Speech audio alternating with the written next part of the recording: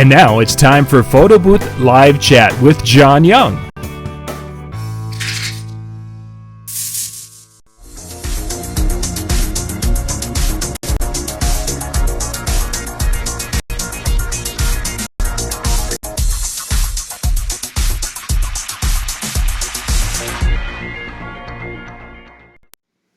Good evening and welcome to tonight's show on PBN TV. We're also broadcasting out to some of our DJ channels, DJ and TV and such. So we're going to be talking to a lot of folks this evening about adding a specific photo booth. Now, this doesn't have to be the one we're looking at. We're going to be at the venue pad here from Atlanta Photo Booth. The device itself doesn't matter. The idea is behind tonight's show is having a device that you want to add to your wedding business. Whether you are a DJ, whether you're a photo booth operator, whether you're an uplighting person, whatever it is, adding one thing and looking at some of the different little things involved with making it a success to add it to your business. Sometimes we just see something really cool, like at Photo Booth Expo, photoboothexpo.com. We see something really kind of cool and we're like, oh yes, I need to add that to my services. And then when we get it, and then we start looking at it, we find out that this wasn't such a great idea because we are just not able to make money with it like we thought we could. So that's what tonight's show is all about. So I'm going to bounce over to, there we go. I want to bounce over to the PowerPoint and such. So the business plan idea, and I've done some shows on business plan, and you can look at those where I went kind of overall over everything. This is going to be just a quick little tutorial, what have you, that's something to keep it in the back of your mind when you're thinking about adding something to your services. So that's what we're going to dig into. So first thing you need to do, there's going to be some questions that you need to ask yourself here. We're going to start the why the venue pad. I mentioned it earlier that this is just one I chose. There's a couple of reasons why I chose this particular one. And I guess the people at Atlanta Photo Booth are friends of mine. That's one of the big reasons why I chose their unit. But I wanted to go with something that was kind of the selfie thing because you have the quick setup. That was a big hot topic at Photo Booth Expo among users. Easy to use. That's another big thing.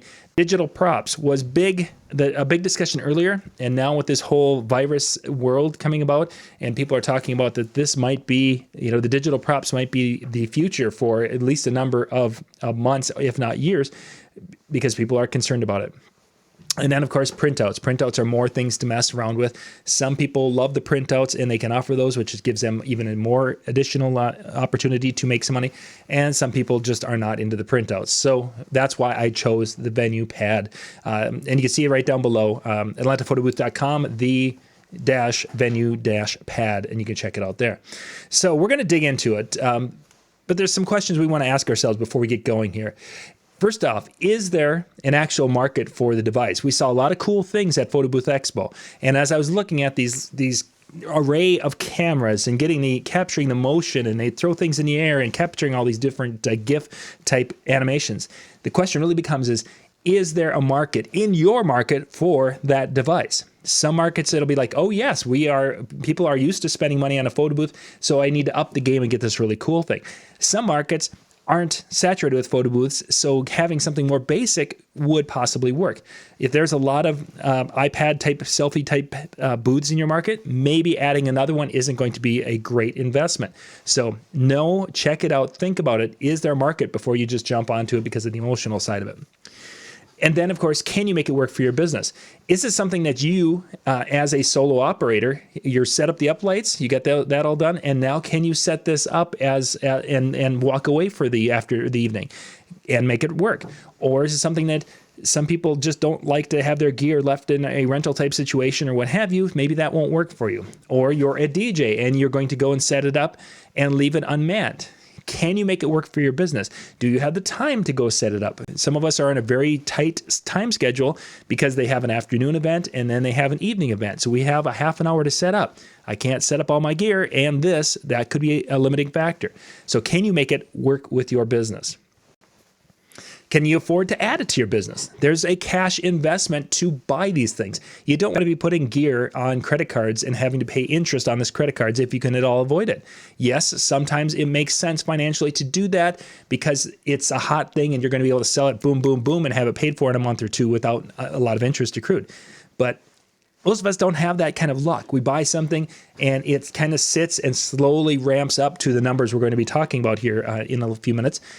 Can you afford to add it to the business basically by paying cash for it? So that way you've invested in this device and it will pay you back over the next several months. That makes sense. If you have to be taking out a loan for it, you have to add that into the process to really be able to see if it's something you can afford to do. And then, of course, the needs to run this. It's going to need staffing. It's going to need maintenance. It's going to need some programming or graphics work. Do you have that ability to handle the needs of this? Some people are great with uplighting and designing that side of it, but when it comes to computer graphics, they are lost. Well, that computer graphic to do overlays is part of the process to really make these things cool and unique. If you don't have that capability, that means I have to hire it, or you have to hire it. And if you have to hire it, that's more expense that I'm not even accounting for in this little tutorial video. These are things you have to be thinking about, because if you don't have the ability to handle what you need to run this additional thing, you're not going to get anywhere. And then, of course, the final one is, what is the cost to run this with your business, knowing that you maybe need to have a graphics person? You're going to have some additional costs, which we're going to cover, and then the staffing costs to that, and maybe transportation, because you can't, you're full, and you have to have somebody, or there's a lot of different variables with this, and you have to look at these honestly and objectively before you start. Take the emotion out of it, because we all love cool gear. I get that. Take that out and make a decision based on looking at the numbers and seeing if it's going to be profitable for your business before pulling the trigger. Continuing on, there's going to be some acquisition expenses. There we go. Geez, I'm not going to be able to say that. First off, the venue pad, I put together about a $2,500 budget. I have not checked exactly what the prices are, what the show prices are on that. I just went, it says it's starting at $1,500, and then it's like, well, I want the cool stand this. So I just threw out a number of $2,500. It could be less, it could be more. You could buy a different one and have a number. I needed a number to start with. So $2,500 is what I had put in there for the venue pad. Getting an iPad Pro, figuring that you can pick up a nice iPad Pro off the Apple Refurb or someplace like that for about $800. Software, there's a variety of different software out there for the iPad. I went with one that was very highly recommended that people were talking about, and it turned out to be about $30 a month. If you sign up for a year, you can get it cheaper from some of the companies, and there's some of them that you can pay by the event. But for this demonstration, I went with one that would cost $30 a month and projected it out. You should have business cards. I realize business cards are this old-fashioned thing, but it's amazing when I have the photo booth, the selfie booth set up, and then have a little table that has the props on it with that little thing with cards. I will have 10 to 12 cards, even though the graphics that they send to themselves have some different information on it. The cards still go. So you need to have some cards, and I just allocated $50 for that. Some artwork to design your logo and your business cards and such. A little bit of work to put up a website. Again, these are numbers that will probably be something that you would do for most of you, because you're kind of a hands-on world out there. So our total investment for the first year of this is going to be about $4,100. Then beyond that, really our biggest expense of this is, if say we can get 3 or 4 years out of the device, at least a couple of years, because I've got a couple of selfie booths that I've had now for, I think I'm going to be coming up to my 3rd wedding season, and I'm using the same iPads, so I haven't had to replace anything yet. So software is really about the only thing you would have for a hard expense to go beyond that particular time, which would be about $400 a year. But we're going to be basing all of our numbers off the first year, with the sad reality that we may have to replace this device every year. Even though they're designed to last a lot longer than that, you never know what happens when somebody falls on it, breaks it, or whatever, we drop it. So let's look at the event potential. If we have the ability to sell this, say we have a very active wedding business already, and we figure that we can sell this as an upsell to our wedding services that we do right now for about 40 nights a year, which in the upper Midwest of Minnesota, if we figure it out, you're very active with what you're doing, we get probably between high school and some school dances and weddings, there's a chance of being able to send it out 40 times. For a single operator, you may be looking at maybe closer to 20. But for a multi, if you have one and you could bounce it between a couple of shows, you could probably get it out about 40 times. Then you may pick up another 10 events somewhere, doing some other little side things, what have you. So roughly, and for this, we're going to look at the event of potential for this little demonstration of about 50 events per year. My goals in this business, in order to add it to what I would personally want to see, I'd want to be able to see a 10% return on this investment per month. The investment was at $4,100. I want to see basically 10% of that amount coming back to me each month that this unit is in service. I want to be able to pay staff approximately $150 a night with the different little things that are involved with it. I'm going to budget $200 a night because there might be some travel, there might be some taxes, what have you, depending upon how I'm paying them. So that's what I want to be able to do. I don't want to be paying someone $50 a night and then not have someone reliable. That I would rather pay them a little bit more to have somebody there. I also want to make, if I'm going to start this, my goal is to probably like have 3 or 4 down the road. And if I'm going to do this, I want to make a return on my money. This is Shark Tank world, gang. You need to be making a return on your investment. If you're not, you're being an idiot. So I want to make $10,000. That's not asking a ton to be able to make some money off my investment and the stress of this. $10,000 a year profit is peanuts for what this would be. But if I can somehow figure out how to make this one work and then add 3 or 4 more, hey, now I've got almost a full-time job income for most of the United States off my Selfie booth. So my goal for the first one is $10,000 to profit off that. So let's get to the math and let's get to the numbers. We've thrown all the numbers out there. Now let's kind of put them all together and get this going. So we're going to be doing roughly 50 shows a year, or about 4 a month. So I'm going to go with the 4 a month because that makes it a little bit easier for our math. I want that 10% return on investment, which would be about $410 a month, or because of the 4 shows, that's about $102.50 per show would be the amount I had to add to the charge to cover just the unit itself. Now I've got the labor, which is we're just going to allocate $200 from every show for labor. So now I'm up to $302.50 is what I need to charge to make those two, cover those two. Then I want my profit. I want my profit to be that $10,000. Divide that by 12 for a month. I need $833 from this in a month's time. If I have 4 shows, that comes out approximately to be $208. We add that all together. Come on, there we go. So our total cost as we sit with what I have here is that if I can book this 4 times a month at $510.50 minimum, I have now made this a profitable little business addition to my business. And 4 times a month, you start thinking, well, that's once a week. And if I get a week where I get lucky and I've got a Friday, Saturday, I might get 5 times. That's kind of, it starts adding up. Unfortunately, in the upper Midwest, or those of you down in Florida and such, you've got your seasons where they don't have weddings. We have the seasons up here. There's got to be this perfect place where they do weddings all year round, and I don't know where that is. It's not here. But if you can book it 50 sometimes at $510 a time, this would be a profitable little side business. Let's continue on. Let's say instead of charging $510, you went down to $500 per show. And you had, if you had 1 show a month, that would be a yearly income of $6,000. Again, I wanted to kind of give you some real numbers to start off with. So I'm charging $500, which is kind of somewhat of a going rate, maybe a little bit high for some of these. But if I'm only doing 1 show a month, I'm making $6,000 off that a year.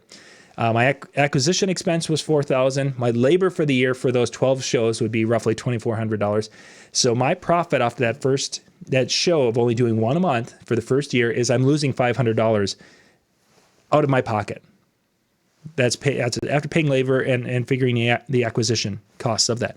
At the end of the year, I've in essence spent $500 to develop this business, and I have the gear. So I mean, it's not like you've thrown money away. It's just that maybe you could have done something better with that money instead of just doing that route. But let's look at another example here. Let's bump it up to $750 a show, if you can get that in your market. Only 1 show a month. Actually, I'm doing 10 shows a year for this particular example. You take your acquisition, your labor cost, which was a little high. It should have been 12 times $750. I didn't do my math right on this one. So this particular one, we would have been a little bit higher on the income. We would have been, we'd have been $1,500 higher. So that would have been $9,000. Our end of the year, instead of making $1,000 over expenses, we would have had $2,500 over expenses. So naughty slideshow there. So that one, my numbers are off because I didn't go times 12. I only went times 10. So I hope I didn't do that on all the rest of these because these are all examples. So going back to the $500 a show, and if we're doing 2 shows a month, so 500, that's 1,000. Yeah. So this one, I'm back to it. So again, we're back at $500 a show. And now, but we just added a second show per month. So now our total income for the year is $12,000. Acquisition price is about the same. Our labor price for those 24 shows comes up to $4,800. Now my, in essence, profit for the year is $3,100. Now we're getting into probably closer to real numbers for a lot of us as photo booth owners and such. But let's continue. I want to give you more examples here. Let's say we can make and hit our target of 4 shows a month with our, and we're only charging $500. That gives us an income of $24,000. Acquisition costs, our labor costs, of course, bump up because there's more shows. But now there we've hit roughly our $10,000 right there for our business. So we can do that at $500 a show roughly if we are going out and selling it 4 times a month. But let's just say we like to be more aggressive than that. Let's say we want to go out and do it 8 times. We can get this thing out 8 times a month. We are in a market where we can do it Friday and Saturday. We can do it eight times. It's great, 48,000. Our acquisition, labor increases, of course. But now we've made almost half of a full-time income at $24,000 there. But we're not done yet.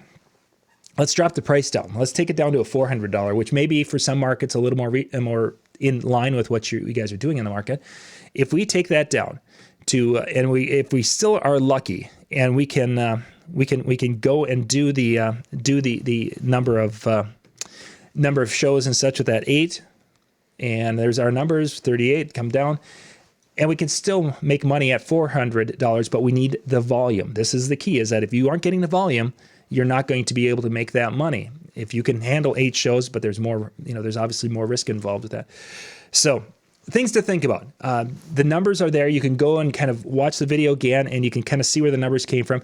Find your favorite addition. Put that in there. Find out what the costs are and put that together. This is just a rough way to do it quickly. And once you've gone through it a couple of times, you can do this in your head, and you'll be able to say, hey, you know what? I can make this work, or maybe you can't make it work, but at least it gives you a thought process to go through rather than to just go and emotionally buy something and find out that once you've got this really cool thing and you get it home and there's absolutely nothing it's doing besides collecting dust in your garage. So this is John Young here with PBN TV and DJN TV. Thank you for watching. Just want to do a quick little show to give you some idea on how to gauge that next addition to your company. Thanks for watching.